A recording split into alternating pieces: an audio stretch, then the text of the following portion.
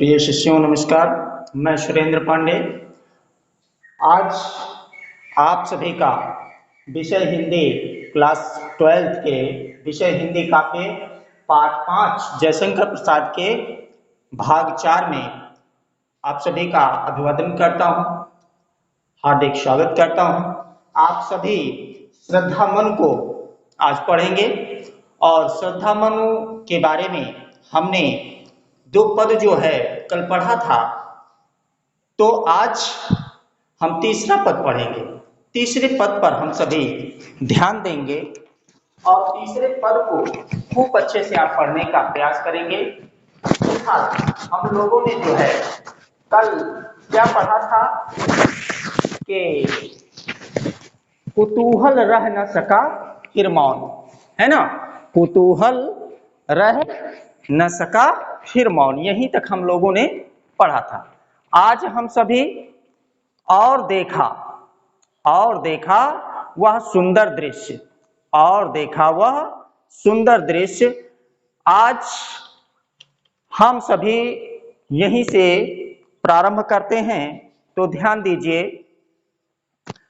और देख वह सुंदर देश, नयन का इंद्रजाल अभिराम, कुसुम वैभव में लता समान, चंद्रिका से लिपटा घन श्याम, हृदय की अनुकति बाह्य उदार, एक लंबी काया, उन्मुक्त मधुपवन क्रीड़ित ज्यों शिशुशाल, सुशोभित हो सौरभ संज्ञो, सुशोभित हो सौरभ संज्ञो, कुसुम वैभव, है ना।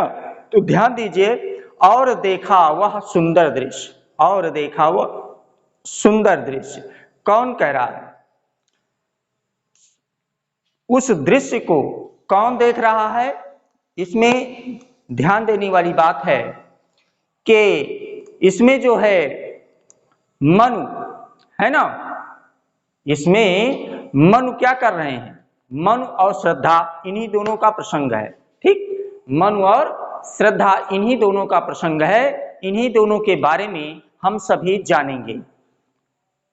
तो श्रद्धा की जो है सुमधुर ध्वनि को ना, सुमधुर ध्वनि को अर्थात अच्छी ध्वनि को, प्यारी ध्वनि को, प्यारी आवाज को, मीठी आवाज को सुन करके, है ना, सुन करके जब मन का ध्यान उसके अर्थात किसके?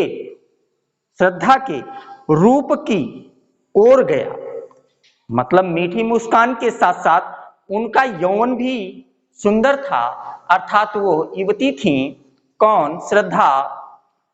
तब वो दृश्य जो है उनकी आंखों को जादू के समान सुंदर और मनमोहक लगने लगा, मतलब मोहक लगा। कौन? श्रद्धा का रूप, है ना। तो श्रद्धा का रूप और यौवन, वही चीज यहां कहा जा रहा है कि और देखा वह सुंदर दृश्य ना, नयन का इंद्रजाल अभिराम, नयन का इंद्रजाल अभिराम, कुसुम वैभव में लता समान, चंद्रिका से लिपटा घनश्याम। तो ध्यान दीजिए, अब कुसुम वैभव में लता समान, चंद्रिका से लिपटा घनश्याम, उसके बारे में जरा देखेंगे कि श्रद्धा जो है फलों से परिपूर्ण लता के समान, जैसे एक लता जो है, एक वृक्ष फल आदि से परिपूर्ण रहता है तो बड़ा ही सुंदर लगता है नहीं, और सुंदर छाया भी देता है। कौन? पेड़। तो उसी चीज को यहां बताया जा रहा है कि एक लता के सदृश जो है कौन लग रही है? फल और फल इत्यादि से परिपूर्ण कौन लग रही है? आकर्षक श्रद्धा, है ना। तो उसके समान, जैसे एक लता जो है फल इत्यादि से परिपूर्ण होता है और वो सुंदर शीतल छाया प्रदान करता है, ठीक वैसे ही शीतल और चांदनी, शीतल और चांदनी में लिपटे से, चांदनी में लिपटे से हुए बादल सी आकर्षक प्रतीत हो रही है, आकर्षण का केंद्र बन गया है ना, आकर्षक सी प्रतीत हो रही थी। उसका हृदय उदार और विस्तृत था। किसका? किसका हृदय? श्रद्धा का। श्रद्धा का जो हृदय है वो बड़ा ही विस्तृत और उदार है, इसमें ऐसा बताया गया है। तो इसमें क्या कहा जा रहा है कि श्रद्धा की सुमधुर, शुरू से देखें, और देखा वह सुंदर दृश्य नयन का इंद्रजाल अभिराम। जब नेत्र को खोला मनु ने, तो जब मनु नेत्र को अपने खोलते हैं तो देखते क्या हैं कि श्रद्धा की मीठी ध्वनि को सुनने के पश्चात ही उनका नेत्र खुलता है। तो उनकी मीठी ध्वनि के सदृश, है ना, जब उनका ध्यान हटता है, ठीक, तो उसके रूप की, जब आंखें खोलते हैं तो उनके रूप की, किसके, श्रद्धा के, तो श्रद्धा के रूप की ओर उनका ध्यान आकर्षित हुआ गया। तो जब ध्यान गया तब वह दृश्य उनकी आंखों को जादू के समान सुंदर और मोहक लगा। तो उसी को कहा जा रहा है यहां कि नयन का इंद्रजाल अभिराम ना। फिर आगे क्या कहा जा रहा है कि श्रद्धा जो है कुसुम वैभव में लता समान चंद्रिका से लिपटा घनश्याम, है ना। तो क्या नाम है, श्रद्धा बिल्कुल लता में वैभव से परिपूर्ण, लता कुसुम अर्थात फूलों और फलों इत्यादि से वो लदा हुआ हो। कौन, फूल, वो क्या नाम है, पेड़। तो जैसे पेड़ लदा रहता है फूल और फल से तो बहुत ही सुंदर लगता है, छाया भी प्रदान करता है, इन कारणों से वो और ही वो सुंदर हो जाता है, उसकी सुंदरता और भी बढ़ जाती है। तो ठीक उसी प्रकार से यहाँ पर जो है चंद्रिका से लिपटा घनश्याम। अब यहाँ बताया जा रहा है कि श्रद्धा जो है जैसे पेड़ जो है फूल और फल से बिल्कुल भरा पूरा होता है, परिपूर्ण रहता है, तो अतीव सुंदर लगता है ना। तो ठीक वैसे ही शीतल चांदनी में लिपटी हुई, शीतल चांदनी में लिपटी हुई बादल सी आकर्षक प्रतीत हो रही है, और उसका हृदय उदार और विस्तृत है, और उसका हृदय जो है उदार और विस्तृत है। किसका, क्या नाम है, श्रद्धा का। ठीक, आगे देखिए, हृदय की अनुकृति बाह्य उदार, एक लंबी काया उन्मुक्त, मधु पवन क्रीड़ित, ज्यों शिशु साल सुशोभित हो सौरभ संयुक्त। तो इधर कह रही हैं कि उसका जो है हृदय उदार और विस्तृत था, और वह लंबे कद, और वह लंबे कद, ठीक है, लंबे कद की उन्मुक्त सो, है ना, उन्मुक्त युवती थी, वो लंबी थी। कौन, श्रद्धा जो है लंबी है, तो लंबी काया है उसकी, लंबा शरीर है, हृदय की अनुकृत बाह्य उदार, एक लंबी काया उन्मुक्त, है ना। तो उनका जो काया है, शरीर है, वो लंबा है, तो उस लंबा था, तो लंबा था ऐसा। फिर आगे देखें, आगे मधु पवन क्रीड़ित ज्यों शिशु साल सुशोभित हो सौरभ संयुक्त। तो आगे कहते हैं जयशंकर जी कि लिखते हैं कि वो युवती, है ना, वो युवती थी, कैसी थी, लंबे कद वाली थी, है ना, और उन्मुक्त थी। ठीक, तो लंबे और सुंदर दिखने वाले, लंबे और सुंदर दिखने वाले शरीर में वो ऐसे शोभायमान, है ना, शरीर से ऐसे शोभायमान थी मानो बसंत की जो है हवा, बयार जिसको कहते हैं, मानो बसंत की हवा मतलब बयार, बयार जो है प्रतीत हो रही हो, अर्थात तो बसंत जो है वासंती हवा, बसंत क्या करता है, वासंती हवा ना, वासंती हवा में बिल्कुल झूमता हुआ साल का वैभव, किसका वैभव, साल का वैभव ना, साल का वैभव जो है,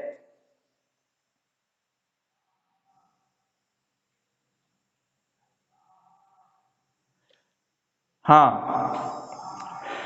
तो मानो बसंत की जो बयार है वासंती हवा में झूमता हुआ साल का कोई छोटा सा, ठीक है, साल का वैभव इत्यादि छोटा सा वृक्ष सुगंध से बिल्कुल सराबोर होकर के चारों ओर अपनी शोभा बिखेर रहा हो, ऐसी ही श्रद्धा के वस्त्र की गंधार, है ना, वस्त्र के श्रद्धा के जो वस्त्र हैं उसके गंधार देश में पाई जाने वाली नीचे बालों, गंधार देश में पाई जाने वाली नीले नीले जो है बालों की भेड़ों की खाल से बने थे ना, नीले बालों की भेड़ों की खाल से बने थे। अत्यंत कोमल होते हुए भी वह वस्त्र न केवल उसके सुंदर तन को ढक रहे थे बल्कि कवच के समान शरीर की रक्षा भी कर रहे थे। कवच के समान वो शरीर की रक्षा भी कर रहे थे। कहने का आशय यह है कि भेड़ की जो बाल है, नीले भेड़ की बाल है, तो वह अतीव सुंदर है और अतीव कोमल है ना, बिल्कुल रेशमी है, तो रेशमी वस्त्र के सदृश वो लग रहा है। और उसको जो है श्रद्धा पहने हुए हैं, उन वस्त्रों को धारण किए हुए हैं, तो उन वस्त्रों को धारण करने के कारण इनकी सुंदरता जो है द्विगुणित हो गई है, बढ़ गई है। ठीक है, तो इनकी सुंदरता क्या हो गई है, द्विगुणित हो गई है, अर्थात बढ़ गई है, दोगुनी हो गई है। और श्रद्धा जो है उन वस्त्रों में बिल्कुल सुरक्षित भी दिखती हैं, बिल्कुल उसमें सुरक्षित भी दिख रही हैं। सुरक्षित दिखने का मतलब क्या होता है कि जब युवती जिन वस्त्रों को पहने उन वस्त्रों से उसका पूरा शरीर, बिल्कुल उसका पूरा तन, सारे अंग प्रत्यंग ढके हुए हों, है ना, वो ऐसा ना हो कि उनके कोई अंग दिख रहे हों। तो जब वो नहीं दिखेंगे तो ऐसी अवस्था में वह बिल्कुल कवच के रूप में मानो वो वस्त्र धारण किए हुए हों, वो एक कवच की भांति उनके पूरे शरीर को अपने में रोके हुए है, बांधे हुए है, टिकाए हुए है, उसकी रक्षा कर रहा है। कौन? वस्त्र। ठीक, समझ में आया? इतना समझ में आ गया होगा। फिर आगे देखें, इसका फिलहाल काव्य सौंदर्य भी देख लें आप। ठीक है, काव्य सौंदर्य देखे रहेंगे तो अच्छा रहेगा। तो इसका काव्य सौंदर्य देख लीजिए। इसमें जो है श्रद्धा के आंतरिक गुणों, इसमें श्रद्धा के आंतरिक गुणों के साथ साथ उसके वस्त्रों की भी विशेषता व्यक्त की गई है। ठीक, उसका भी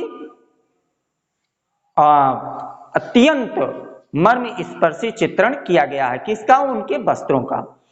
और इसमें रस जो होगा वो संयोग श्रृंगार होगा। ठीक है, भाषा खड़ी होगी, खड़ी बोली, और शैली में प्रबंधात्मक शैली। छंद इनका श्रृंगार होगा जो कि 16 मात्राओं वाला छंद होता है। और अलंकार में आप उपमा, रूपकातिशयोक्ति, उत्प्रेक्षा एवं अनुप्रास लिखेंगे। रूपकातिशयोक्ति ऐसे लिखा जाता है,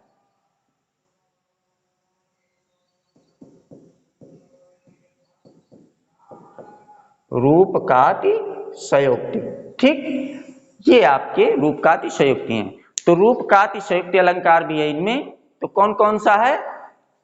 उपमा, रूपकातिशयोक्ति, उत्प्रेक्षा एवं अनुप्रास, है ना, इतने ये अलंकार इसमें वर्णित हैं। समझ में आया?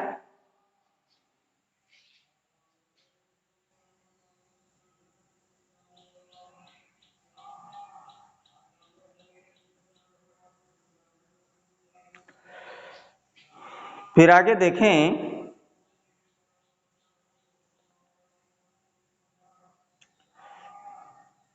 मसृण गांधार देश के नील रोम वाले मेषों के चर्म ढक रहे थे, उसको वपुकांत बन रहा था वो कोमल वर्ण ना। ये जो नीचे मैं बोल रहा हूं इसका भी मैंने उसी में व्याख्या कर दिया था। तो मसृण गांधार है ना, उसी को कहा गया कि यहां गांधार जो है, क्या मैंने बताया था कि गांधार है ना।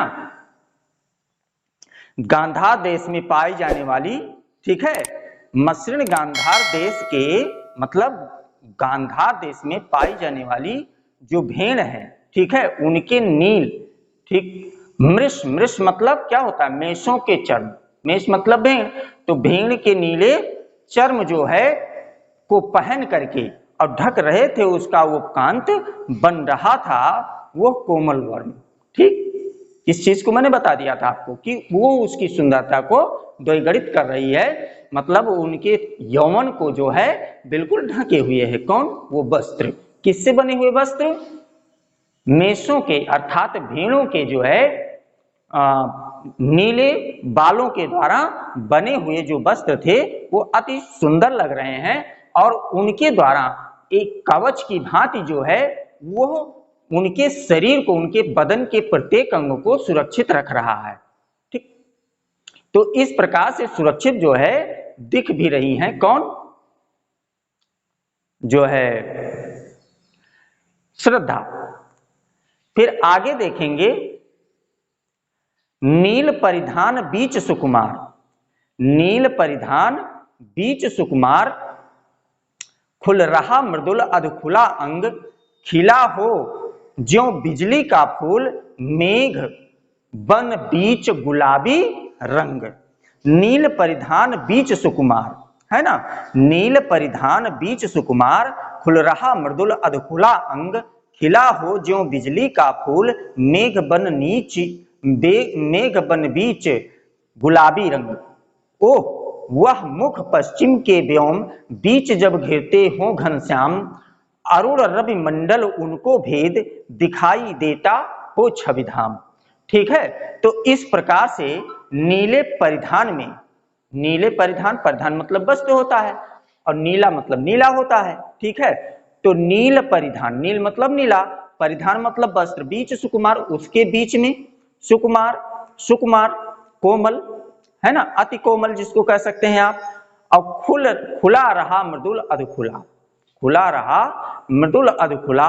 तो उसी चीज को बताया जा रहा है यहाँ कि मनु के भाव की जो अभिव्यक्ति करते हुए जयशंकर प्रसाद जी लिखते हैं, कहते हैं कि श्रद्धा भेड़ के चर्म के बने नीले वस्त्र में, भेड़ के चर्म के बने नीले वस्त्र में अत्यंत आकर्षक दिख रही है। वस्त्रों के मध्य, वस्त्रों के मध्य में कहीं कहीं, कहीं कहीं से जो है दिखाई दे रही है, उसके कोमल अंग ऐसे प्रतीत हो रहे हैं, ठीक है, मतलब उसके कुछ अंग जो है उसमें स्पष्ट झलक रहे हैं, दिख रहे हैं। तो उसी चीज को कहा जा रहा है कि खुल रहा मृदुल अधखुला अंग, खिला हो ज्यों बिजली का फूल, मेघ बन बीच गुलाबी रंग, ठीक। तो वही चीज कह रहा है कि वस्त्रों के मध्य में ना, वस्त्रों के मध्य में कहीं कहीं से दिखाई दे रहा है, कौन? उनका कुछ अंग को, अंग मतलब उनके कोमल अंग कुछ दिखाई दे रहे हैं, उभरे हुए हैं। तो उनके उभरे हुए जो कोमल अंग हैं वो स्पष्ट झलक रहे हैं, दिख रहे हैं, और जैसे वे नीले बादलों के समूह में ना चमकती हुई बिजली के गुलाबी गुलाबी फूल हों, ठीक, वह जैसे गुलाबी गुलाबी फूल के समान वहां पर दिखाई दे रहे हैं। किसके? बिजली के। तो चमकती हुई बिजली के गुलाबी फूलों के सदृश वह वहां चमकते हुए दिखाई दे रहे हैं। फिर आगे क्या कह रहा है कि ओह मुख पश्चिम के व्योम, बीच जब घेरते हो घनश्याम, अरुण रवि मंडल उनको भेद, दिखाई देता हो छविधाम ना।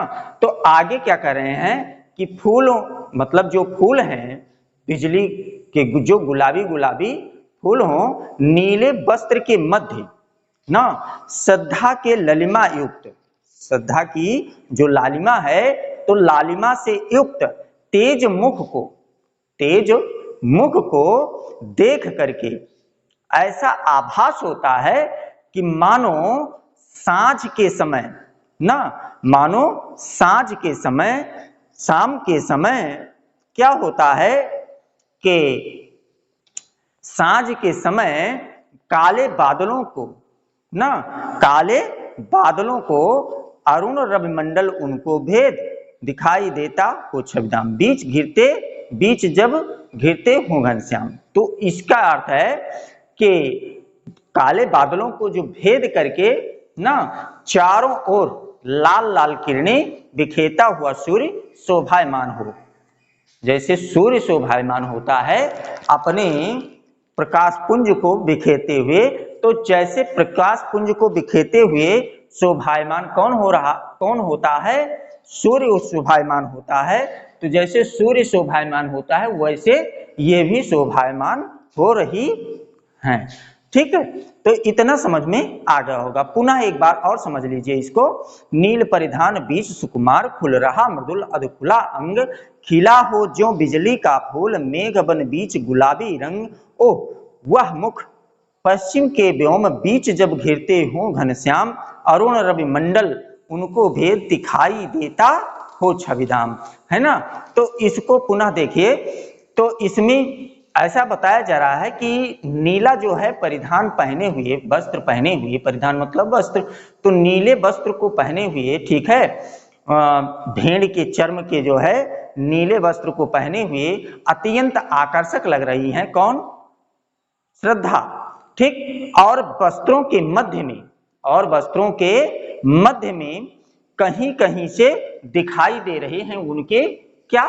गुलाबी जो है कुछ अंग ना, गुलाबी कोमल कुछ अंग उनके दिखाई दे रहे हैं जो कि बड़े ही आकर्षक हैं। ठीक है, आकर्षण का वो केंद्र बन गया है। उन वस्त्रों के मध्य कहीं कहीं से दिखाई दे रहे हैं उनके अंग। ठीक, फिर आगे कहता है कि उसके जो कोमल अंग दिखाई देते हैं, तो वह ऐसे प्रतीत होते हैं, वह अंग ऐसे प्रतीत हो रहे हैं जैसे वह नीले बादलों के समूह में चमकती हुई। भाई बादलों में चमकती हुई कौन? बिजली, है ना? बिजली चमकती है ना बादलों में, तो बादलों में चमकती हुई जो बिजली होती है, तो बिजली की जो लालिमा होती है वो जैसे दिखती है, ठीक उसी के समान नीले वस्त्र के मध्य श्रद्धा की लालिमा से युक्त जो तेज मुख है ना? तो तेज जो मुख है उसको, उसी से उसका आभास हो रहा है। किसका? बिजली का ना। बिजली के जो किरण होते हैं उनका जो है आभास उनके शरीर के अंदर छिपे हुए जो अंग प्रत्यंग हैं उभरे हुए, वह कोमल सुकुमार अंग बिल्कुल स्पष्ट उस बिजली के सदृश दिखाई दे रहे हैं। और ऐसा भी महसूस होता है, फिर आगे कहते हैं, मानो सांझ में अर्थात शाम को, है ना? तो शाम के समय जैसे काले बादल को भेद करके चारों ओर लाल किरणें बिखेरता हुआ सूर्य शोभायमान होता है, ठीक उसी प्रकार से जो है उनकी सुंदरता है। किसकी? श्रद्धा की। तो श्रद्धा इतनी सुंदर है और इतनी सुंदर लग रही हैं कि मानो जैसे सूर्य उदित होता है तो सूर्य के उदय होने से बिल्कुल प्रकाश ही प्रकाश हो जाता है, सारा संसार प्रकाशित हो जाता है, ठीक उसी प्रकार से उनके वहां आ जाने से, ठीक उनके वहां आ जाने से प्रकाशित हो गया हो कौन? वन, है ना? वन उपवन जो भी है वो बिल्कुल प्रकाशित हो गया है, ऐसा प्रतीत होता है। किसको? कवि को। मतलब कवि कहता है कि मन को ऐसा प्रतीत होता है। अब इसका काव्य सौंदर्य आप देखें, इसमें आप लिखेंगे कि प्रस्तुत पंक्तियों द्वारा कवि श्रद्धा के अपूर्व सुंदर होने का भाव दर्शा रहा है। रस इसमें श्रृंगार, संयुक्त श्रृंगार होगा, ठीक है। भाषा खड़ी बोली होगी, शैली प्रबंधात्मक ही होगी।